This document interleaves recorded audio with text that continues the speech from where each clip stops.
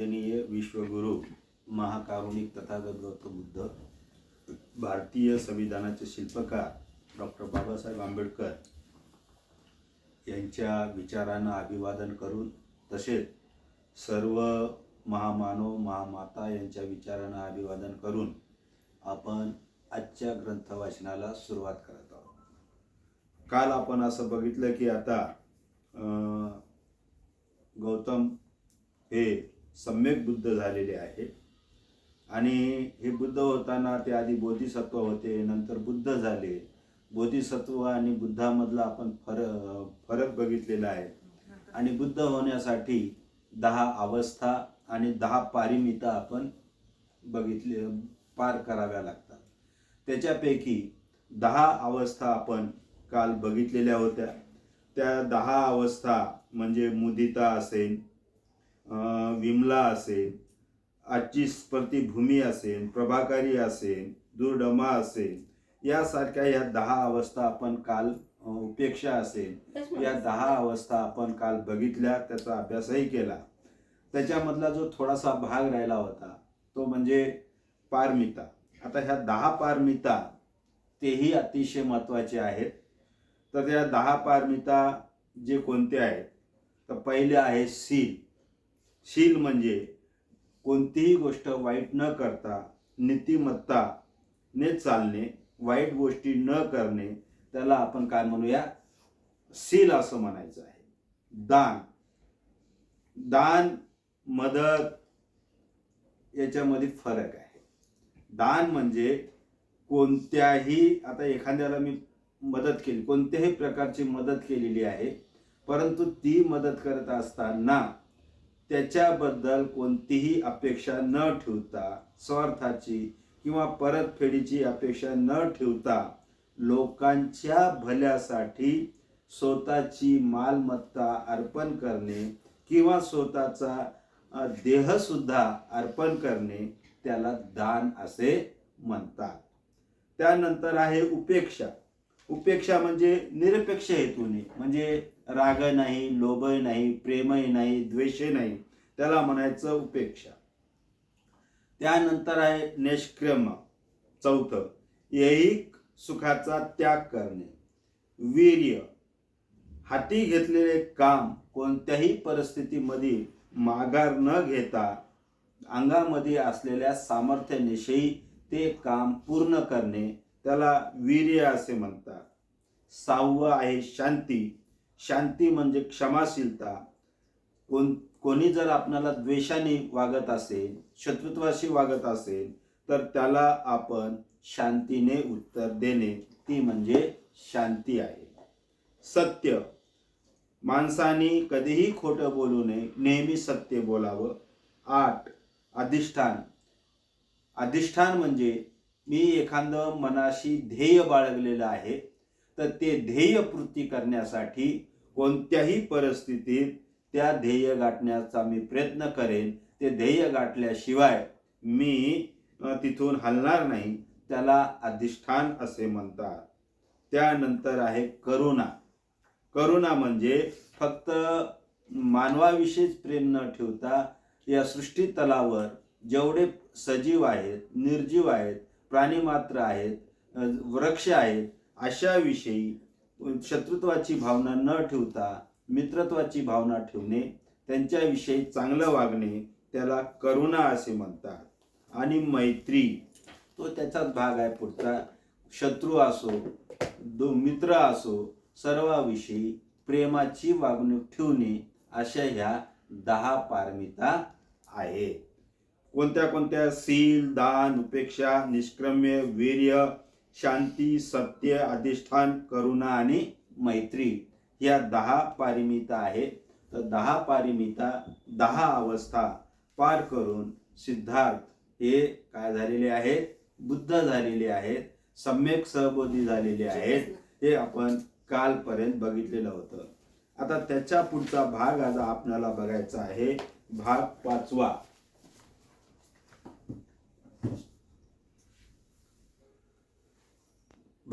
भगवान बुद्ध आणि त्यांचे पूर्वकालीन.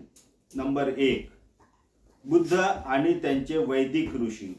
वेद हा मंत्राचा म्हणजे ऋचा किंवा मंत्राचा संग्रह आहे. या ऋचाचे उच्चारण करतात त्याला ऋषी असे म्हणतात. मंत्र म्हणजे इंद्र, वरुण, अग्नी, सोम, ईशान, प्रजापती, ब्रह्म, महिमी, यम इत्यादी देवताचा केवळ धावा करणारे प्रार्थना होय. ह्या प्रार्थना शत्रूविरुद्ध सहाय्य करण्यासाठी, धन प्राप्तीसाठी, भक्ताकडून अन्न, मांस आणि मद्य याचा निवेद स्वीकारण्याची विनंती करण्यासाठी केलेल्या प्रार्थना होत. वेदामध्ये फारसे तत्वज्ञान नाहीये, परंतु काही वैदिक ऋषींनी रचलेल्या कविता आहेत. त्यापैकी काही तात्विक स्वरूपाच्या कल्पना आहेत. 5 वैदिक ऋषीचे नावे खालीलप्रमाणे आहेत. 1 अघमर्षण, 2 प्रजापती परमेष्ठी, 3 ब्राह्मणस्पती किंवा बृहस्पती, 4 अनिल, दीर्घतमा, नारायण, हिरण्यगर्भा आणि विश्वकर्मा. या तत्ववेत्या पुढील समस्या येण्याप्रमाणे होते. हे जग कसे उत्पन्न झाले, वस्तूची निर्मिती कशी झाली, त्यांचे ऐक्य व अस्तित्व का आहे, त्याची निर्मिती कोणी केली आणि पालन कोणी केले, जग कशापासून निर्माण झाले आणि कुठे विलीन होणार आहे.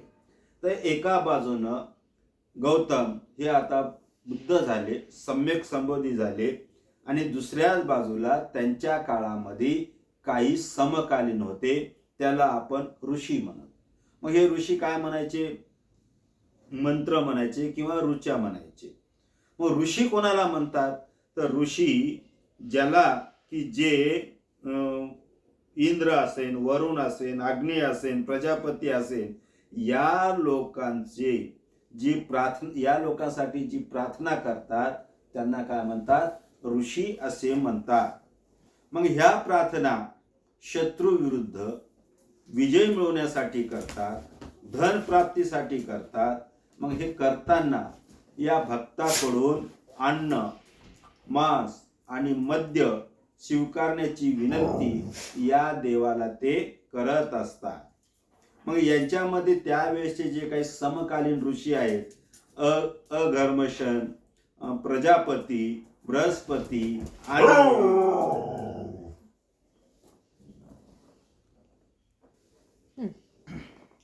आता या जे ऋषी होते, जे काही वैदिक तत्व होते, त्यांच्या मनामध्ये काही मुख्य समस्या अशा होत्या की हे जग कसं निर्माण झालेलं आहे. तर त्याच्यामधला अघर्मशन ऋषी असं म्हणतो की तपश्य म्हणजे उष्णतेपासून ही पृथ्वी तयार झालेली आहे आणि त्याच्यापासून धर्म आणि सत्य यांचा जन्म झालेला आहे. त्यांच्यापासून रात्र उत्पन्न झालेली आहे. तमापासून पाणी निर्माण झालेलं आहे आणि पाण्यापासून काळाची उत्पत्ती झालेली आहे. काळापासून चंद्र आणि सूर्य, स्वर्ग, पृथ्वी, आकाश आणि प्रकाश याचा जन्म झालेला आहे आणि दिवस व रात्र अशी त्यांची व्यवस्था निर्माण झाली असं कोण म्हणतो? तो म्हणतो अघर्मशन. तर ब्राह्मणस्पती हा काय म्हणतो? असत्तापासून सत्ताची उत्पत्ती झाली असा सिद्धांत गृहीत धरला आणि असत्य या शब्दाचा अर्थ त्याने अनंत, अनादी असा सांगितलेला आहे. सत्य म्हणजेच असत्तापासून उत्पन्न झाले. संपूर्ण सत्ताचा मूलाधार हे अनंत आहे. भावी सत्ताचा मूलाधार सत्याचे असत्य हेच आहे. तर प्रजापती हा असा म्हणतो, असत्तापासून सत्य निर्माण झाले आहे का? या प्रश्नापासून सुरुवात केली. त्याचे म्हणणे असे आहे की या प्रश्नाचा प्रस्तुत विषयाशी काही संबंध नाही. त्याच्या मते अस्तित्वात असलेल्या सर्व वस्तूचे मूळ हे पाणी आहे. परमष्ठेने जडत्व आणि चेतना याचा भेदभाव केला नाही. त्याच्या मते पाणी एका स्वाभाविक तत्वानुसार स्वतःचे रूपांतर वेगवेगळ्या वस्तूमध्ये करून घेते. या तत्वाला काम किंवा वैश्विक इच्छा असे नाव त्याने दिलेले आहे. अनिल हा आणखीन एक वैदिक तत्ववेत्ता होता. त्याच्या मते वायू हेच मूलत्व होय. त्याच्यात स्वाभाविक चैतन्य शक्ती असते. त्याच्यात निर्मिती तत्व निसर्गताच असतात. दीर्घतमा यांनी असे सांगितले की सर्व प्राणी मात्र शेवटी सूर्यावर अवलंबून असतात. स्वतःच्या स्वाभाविक अंतशक्तीमुळे सूर्य मागे पुढे हालचाल करून सरकत असतो. सूर्य करड्या रंगाच्या पदार्थाचा बनलेला असतो आणि विद्युत व अग्नी ही देखील त्याच्याप्रमाणेच बनलेले असतात. सूर्य, विद्युत, अग्नी या पदार्थात पाण्याचे बीजांकुर असते. पाणी हे वनस्पतीचे बीज आहे. याप्रमाणे दीर्घतमा याचे विचार होते. नारायणाच्या मतानुसार पुरुष म्हणजेच परमेश्वर हेच जगाचे आदिकारण होय. सूर्य, चंद्र, पृथ्वी, पाणी, अग्नी, वायू, अंतरिक्ष, आकाश, क्षेत्र, ऋतू, पक्षी, सर्व पशु, मानवाच्या सर्व जाती आणि मानवी संस्था त्याची उत्पत्ती पुरुषापासूनच झालेली आहे. हिरण्यगर्भाच्या सिद्धांतानुसार हिरण्यगर्भ हा परमश्रेष्ठी आणि नारायण याच्या मध्यभागी होता. हिरण्यगर्भ म्हणजेच सुवर्णगर्भ बीज. हिलाच विश्वाची महान शक्ती मानले जाते. सर्व शक्तीचा आणि ऐहिक पारलौकिक जीवाची उत्पत्ती हिच्यापासून होते. हिरण्यगर्भेचा दुसरा अर्थ अग्नी. सौरमंडल नावाचे या विश्वाच्या उत्पत्तीचे तत्व अग्नीपासूनच बनलेले आहे. तर असे वेगवेगळे ऋषी ज्या दीर्घतमा असेल, अनिल असेल, असे वेगवेगळे ऋषी असे म्हणतात की कोणी सूर्यापासून निर्माण झालेली आहे पृथ्वी, कोणी वायूपासून झालेली आहे. तर नारायणच्या याच्याप्रमाणे तर तो बाबा तो पशुच्या याच्यापासून झालेली आहे. पुरुषच या पृथ्वीचा निर्माता आहे. असे वेगवेगळे ऋषी या पृथ्वीच्या निर्मात्याविषयी सांगत आहेत. विश्वक्रमाच्या सृष्टीमध्ये अस्तित्वात असलेल्या सर्व वस्तूचा मूळ पदार्थ पाणी होय आणि त्यापासून हे सर्व जग निर्माण झाले आणि संचरण हा त्याचा स्वभाव धर्म होय असे समजले योग्य नाही. विश्वकर्माच्या दृष्टीने हे असमाधानकारक आहे. पाणी हा जर मूळ पदार्थ असेल तर पाणी अस्तित्वात कसे आले? पाण्याने स्वतःमध्ये चैतन्य शक्तीची निर्मिती कशी केली? आणि पृथ्वी, आप म्हणजेच पाणी, तेज इत्यादी शक्ती, अन्य नियम इत्यादी सर्व काही कसे निर्माण झाले? हा प्रश्न आपल्या पुढे शिल्लक राहतो. विश्वकर्मा असं म्हणतो की जर पाण्यापासून निर्माण झाले असेल तर मग पाणी कुठून निर्माण झालं, असा हा विश्वकर्मा म्हणत आहे. विश्वकर्माचे मत असे होते की पुरुष हाच सर्वाचा मूलाधार आहे. पुरुष हाच आदी आहे. पुरुष हाच अंतही आहे. तो या दृश्य विश्वाच्या पूर्वीपासून आहे. या सर्व वैश्विक शक्ती अस्तित्वात येण्यापासून तो अस्तित्वात होता. एकट्या पुरुषाने हे विश्व निर्माण केले आणि कार्यान्वित केले.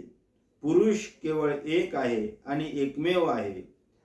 तो आज म्हणजे जन्म नसलेला म्हणजेच स्वयंभू आहे आणि या जगात अस्तित्वात असलेल्या सर्व वस्तू त्याच्यातच वास करतात. तो सर्वज्ञ आणि सर्वशक्तिमान असा आहे. तो निर्माता आणि संहारकर्ता आहे. जनक म्हणून त्याला आपल्याला उत्पन्न केले आणि धर्मराजाप्रमाणे संहारक या नात्याने अस्तित्वात सर्व वस्तूचा अंत कसा होणार हे त्याला माहीत होते. विश्वकर्मा ऋषीच्या नुसार या सृष्टीचा निर्माता कोण आहे? पुरुषच आहे असं तो म्हणत आहे. भगवान बुद्धांना सर्वच वैदिक ऋषी आदरणीय वाटले नाहीत. त्यापैकी केवळ 10 वैदिक ऋषीलाच त्याने अतिप्राचीन आणि मंत्राचे खरेखुरे जनक म्हटले. परंतु मानवाची नैतिक पातळी उंचावणारे असे त्या मंत्रामध्ये त्याला काही आढळले नाही.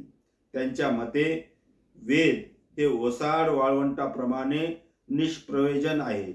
म्हणून बुद्धाने वेदापासून काही शिकता येईल किंवा त्याच्यापासून काही ग्रहण करता येईल अशा योग्यतेचे मानले नाही. म्हणून बुद्धाने वेद मंत्र बाजूला सारले. त्याचप्रमाणे वैदिक ऋषीच्या तत्वज्ञानात त्यांना सामाजिक मूल्याबद्दलही काही आढळले नाही. निसंदेह हे ऋषी सत्य प्राप्त करून घेण्यासाठी धडपडत होते. ते अंधारात शोधत होते, परंतु त्यांना सत्यापर्यंत पोहोचता आले नाही. त्यांचे सिद्धांत म्हणजे तर्कशास्त्राचा किंवा वस्तुस्थितीचा आधार नसलेल्या केवळ कल्पना होत्या. त्यांचे तर्कशास्त्र किंवा यथार्थ गोष्टीशी काही संबंध नव्हता. तत्वज्ञानात त्यांनी जी भर घातली त्याच्यामुळे कोणतीही सामाजिक मूल्ये निर्माण झाली नाही. म्हणून वैदिक ऋषीचे तत्वज्ञान निरुपयोगी समजून त्यांनी ते टाकून दिलेले आहे. मग हे बुद्धांनी सर्वच ऋषीला काही मान दिलेला नाहीये, सन्मान दिलेला नाहीये आणि त्यांना हे ऋषी वैदिक ऋषी काही आदरणीय वाटले नाही.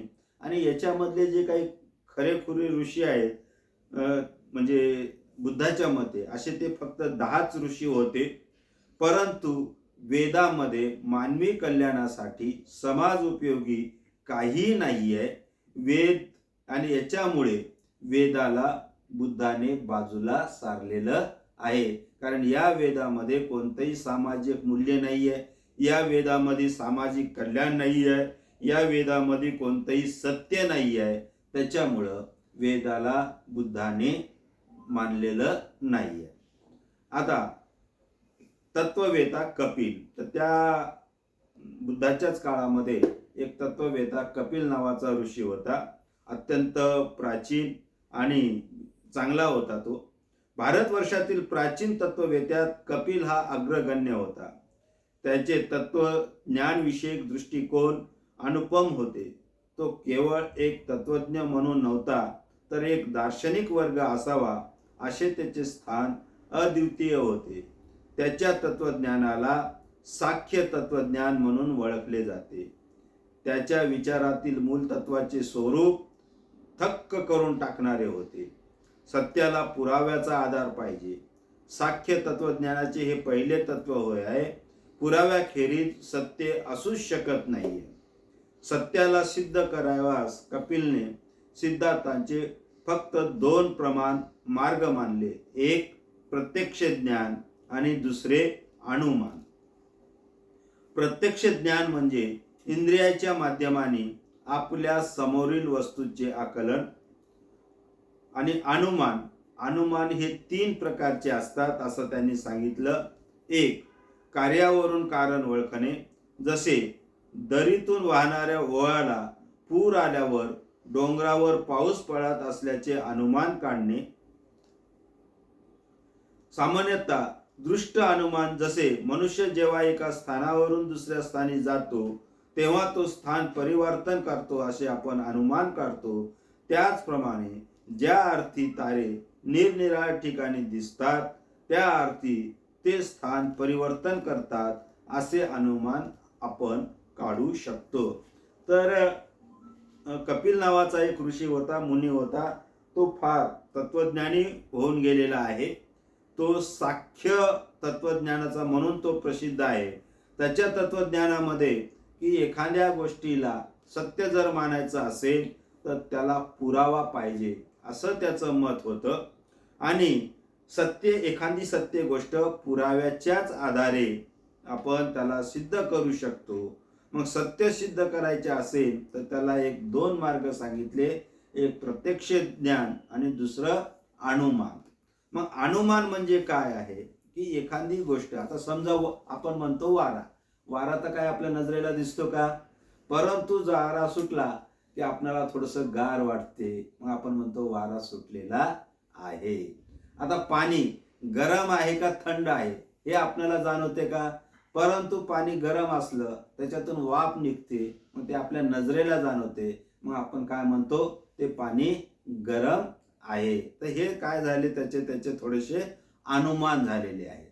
तर एखादी गोष्ट ते प्रत्यक्ष ज्ञानाने किंवा अनुभवाने ती सिद्ध करायची असते, असं कोण म्हणतो? कपिल म्हणतो. त्याचे दुसरे तत्व सृष्टीच्या उत्पत्ती संबंधी होते. सृष्टीची उत्पत्ती आणि तिचे कारण. त्याचं दुसरं, ही सृष्टी कशी निर्माण झाली आणि ही सृष्टी निर्माण होण्याचं काय कारण आहे, याविषयी त्यांनी शोध लावण्याचा प्रयत्न केला. हे विश्व निर्माण कोणीतरी निर्माता आहे हा सिद्धांत कपिलाने अमान्य केला. त्याचप्रमाणे ज्याप्रमाणे मातीतून मडके तयार होते किंवा सुतापासून कापड तयार होते, त्याचप्रमाणे उत्पन्न वस्तूचे अस्तित्व पहिल्यापासूनच कारणात असते, असे त्याचे मत होते. तो असा म्हणायचा की या सृष्टीचा निर्माण करणारा कोणीतरी आहे, हे त्याला अमान्य आहे.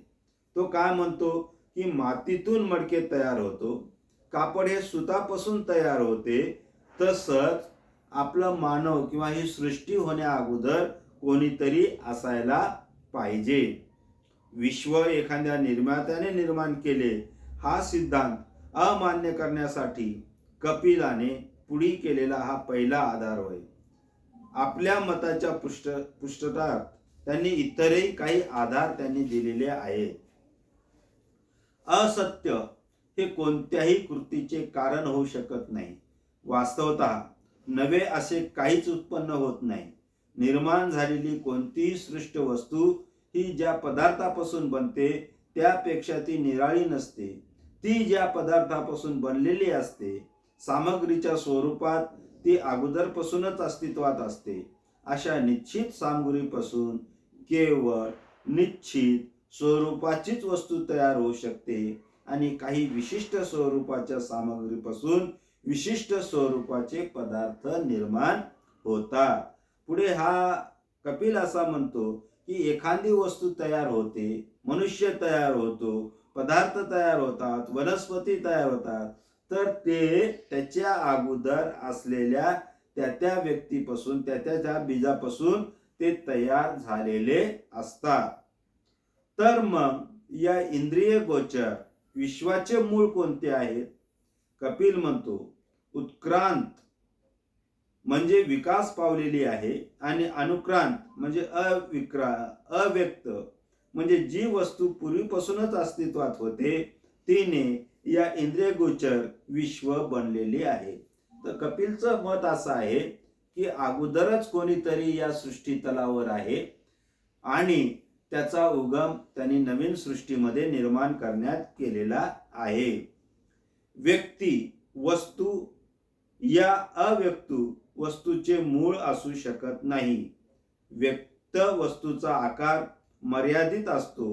विश्वाच्या मुळात जे स्वरूप त्याच्याशी तर विसंगत आहे आणि जी व्यक्त आपण केलेली आहे कोणती वस्तू, त्या वस्तूचा आकार हा मर्यादित असतो.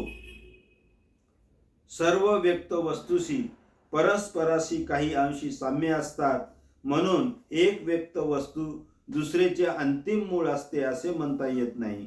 शिवाय ज्या अर्थी त्या सर्व एखाद्या मूळ स्तोत्रापासून अस्तित्वात असलेल्या असतात, त्या अर्थी त्या वस्तू स्वतः मूळ स्रोत होऊ शकत नाही.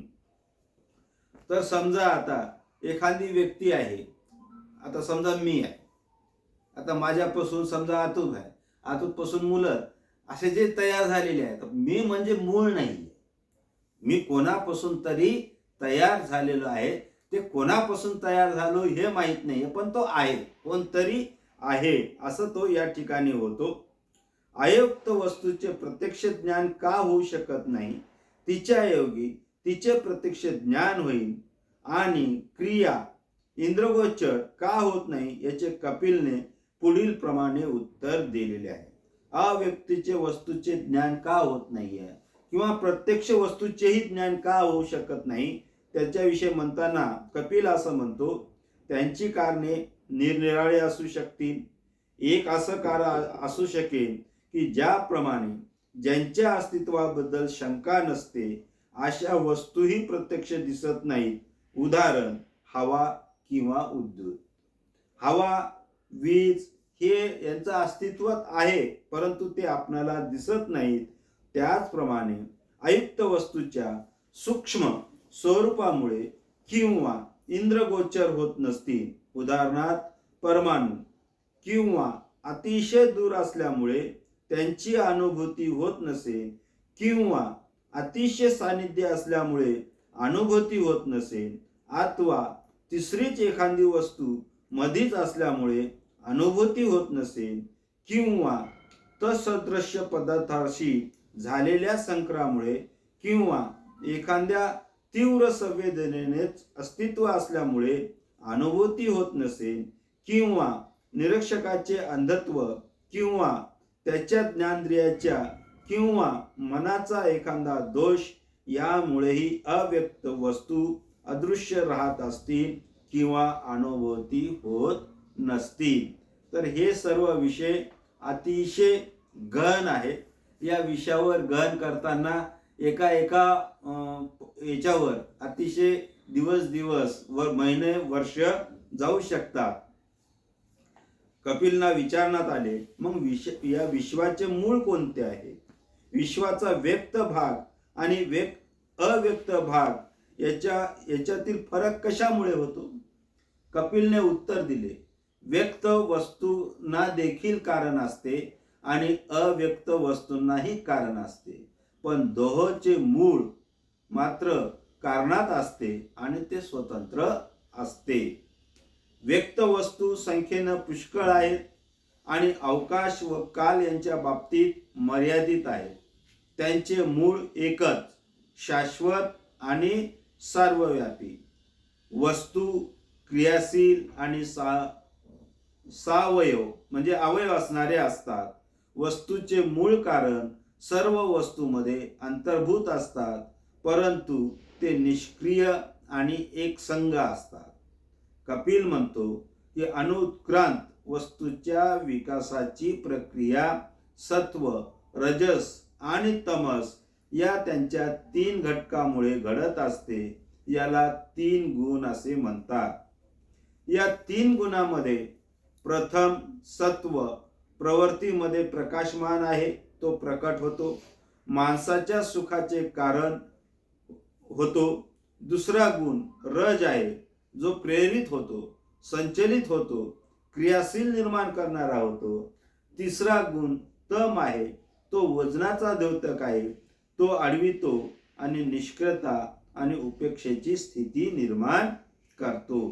तर कपिल काय म्हणतो की बाबा 3 गुण आहेत.